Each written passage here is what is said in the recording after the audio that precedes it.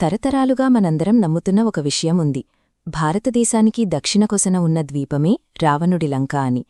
పేరు కూడా ఒకటే కావడంతో ఎంతోమంది పరిశోధకులు దీన్ని పెద్దగా ప్రశ్నించకుండా అంగీకరించారు. అయితే సూర్యసిద్ధాంతం, ఆర్యభటీయం లాంటి ప్రాచీన భారతీయ ఖగోళ గ్రంథాలు లంకను ఖగోళ లెక్కల కోసం ఒక ప్రధాన ఆధారకేంద్రంగా పేర్కొన్నాయి. ఈ గ్రంథాల్లో లంక ఒక ఖచ్చితమైన భౌగోళిక బిందువుగా కనిపిస్తుంది. ఈ ప్రాచీన గ్రంథాల్లో ఒక ప్రధాన రేఖాంశం గురించి చాలా స్పష్టంగా వివరించారు. ఈ నిలువు రేఖ ఉత్తరాన ఉన్న కురుక్షేత్రం నుంచి బయల్దేరి మధ్యలో ఉన్న ఉజ్జయిని నగరం గుండా నేరుగా కిందకు వెళ్తుంది. ఈ లెక్కల ప్రకారం లంక సరిగ్గా ఆ రేఖపైనే ఉంది. సూర్యసిద్ధాంతంలో దీనికోసం నిరక్ష అనే సంస్కృత పదాన్ని వాడారు. అంటే అక్షాంశం లేని ప్రదేశం. ఖచ్చితంగా 0 డిగ్రీల అక్షాంశం అంటే ఈ లంక భూమధ్యరేఖపైనే ఉంది. ఇక్కడే అసలు చిక్కొచ్చిపడుతుంది. మీరు ఉజ్జయిని నుంచి దక్షిణంగా ఒక నిలువు గీత గీసి దాన్ని భూమధ్యరేఖ వరకు తీసుకువెళ్తే అది నేటి శ్రీలంకకు ఆమడ దూరంలో పడమటివైపుగా ఎంతో దూరం వెళ్తుంది. ప్రాచీన భారతీయ ఖగోళశాస్త్ర లెక్కలు ఖచ్చితమైనవి అనుకుంటే నేటి శ్రీలంక రావణుడి లంక అయ్యే అవకాశం లేదు. మరి ఆ నిజమైన లంక ఎక్కడున్నట్లు? భౌగోళిక ఆధారాల కోసం వాల్మీకి రామాయణాన్ని మనం పరిశీలిద్దాం. సీతమ్మ వారిని వెతకడానికి సుగ్రీవుడు వానర సైన్యాన్ని దక్షిణ దిశగా పంపుతాడు. అప్పుడు ఆ బృందానికి ఆయన ఒక స్పష్టమైన దారిని నిర్దేశిస్తాడు. ఆ దారి ఎలా ఉంటుందంటే పడమటి కనుమలను దాటుకుంటూ వెళ్లి నేరుగా నైరుతి దిశలో ప్రయాణించాలి.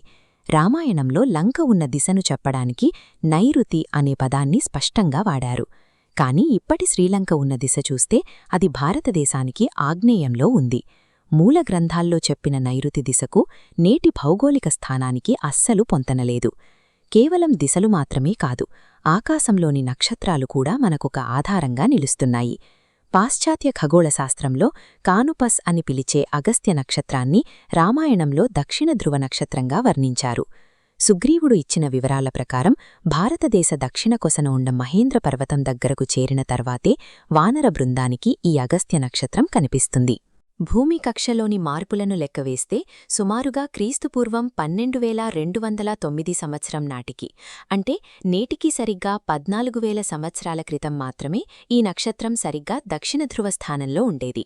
అగస్త్య నక్షత్రం ధ్రువ నక్షత్రంలా ఉన్నట్లు రామాయణం చెప్పడం సరిగ్గా 14,000 సంవత్సరాల క్రితం నాటి ఖగోళ స్థితితో సరిపోల్తోంది. ఈ ప్రాచీన పాఠ్యంలోని ఖగోళ వివరాలు ఆ కాలానికి చెందిన ఖచ్చితమైన పరిశీలనలను ప్రతిబింబిస్తున్నాయి. 14,000 సంవత్సరాల క్రితం అంటే భూగర్భశాస్త్రం ప్రకారం మంచుయుగం పతాక స్థాయిలో ఉన్న కాలం. ఆ సమయంలో ప్రపంచవ్యాప్తంగా సముద్రమట్టాలు ఇప్పటితో పోలిస్తే సుమారుగా 120 నుంచి 140 మీటర్లు కింద ఉండేవి. సముద్రం అంత లోతులో ఉన్నప్పుడు భారత్ శ్రీలంక మధ్య ప్రాంతం నేలగా ఉండేది. అప్పుడు శ్రీలంక ప్రధాన భూభాగానికి అతుక్కునుండేది. ఆ ప్రధాన రేఖాంశంతో పాటుగా భూమధ్యరేఖపైనే ఉండాల్సిన నిజమైన లంక ఆ భూభాగంలో ఇంకా దక్షిణంగా ఉండేది. ఇప్పుడు అది సముద్రం కింద ఉండిపోయింది. మరి ఈ ద్వీపం లంక కాకపోతే చరిత్రలో దీన్ని ఏమని పిలిచేవారు? 8 నుంచి 12వ శతాబ్దాల మధ్యకాలంలోని కవులు, శ్రీమద్భాగవతం, ఆఖరికి రాజశేఖరుడి గ్రంథాల్లో కూడా లంకను, నేటి ఈ ద్వీపాన్ని 2 వేరువేరు ప్రదేశాలుగానే భావించారు. దీన్ని సింహల ద్వీపం అని పిలిచారు.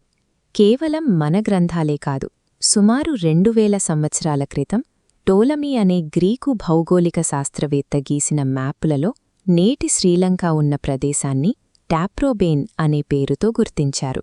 ఆ తర్వాత వచ్చిన యూరోపియన్లు దీన్ని సిలోన్ అని పిలిచారు. అధికారికంగా ఈ ద్వీపానికి శ్రీలంక అనే పేరు 1972వ సంవత్సరంలోనే పెట్టుకున్నారు. వేల సంవత్సరాల పాటు సింహలంగానూ, టాప్రోబేన్గానూ, సిలోన్గానూ పిలువబడిన ఒక ద్వీపం నిజమైన లంక సముద్రంలో మునిగిపోయిన ఎన్నో శతాబ్దాల తర్వాత ఆ పేరును స్వీకరించింది. సుమారు 7,500 సంవత్సరాల క్రితం జరిగిన మహాభారత కాలానికే రావణుడి లంక ఖచ్చితమైన స్థానం ఎవ్వరికీ తెలియదు. మంచుయుగం ముగిసే కొద్దీ పెరిగిన నీటి మట్టాల వల్ల ఎన్నో రేవులు, సముద్రతీరాలు నీటిలో కలిసిపోయాయి. మహాభారత సంఘటనలకు ఎంతో ముందే ఆ అసలు ప్రదేశం మునిగిపోయుంటే ఇలాగే జరుగుతుంది. 14,000 సంవత్సరాల నాటి ఖగోళ, భౌగోళిక లెక్కలను తీసుకువచ్చి 21వ శతాబ్దపు మ్యాప్ మీద ఉంచడం సాధ్యం కాదు. ప్రాచీన గ్రంథాలు తప్పుకాదు. ఈ 1000 ఏళ్లలో భూమి భౌగోళిక స్వరూపమే మారిపోయింది. రావణుడి బంగారు నగరం ఇప్పుడు హిందూ మహాసముద్రం లోతుల్లో దాగిన ఒక భౌగోళిక సత్యం. అది సముద్రగర్భ పురావస్తు పరిశోధనల కోసం ఎదురుచూస్తున్న ఒక రహస్యం.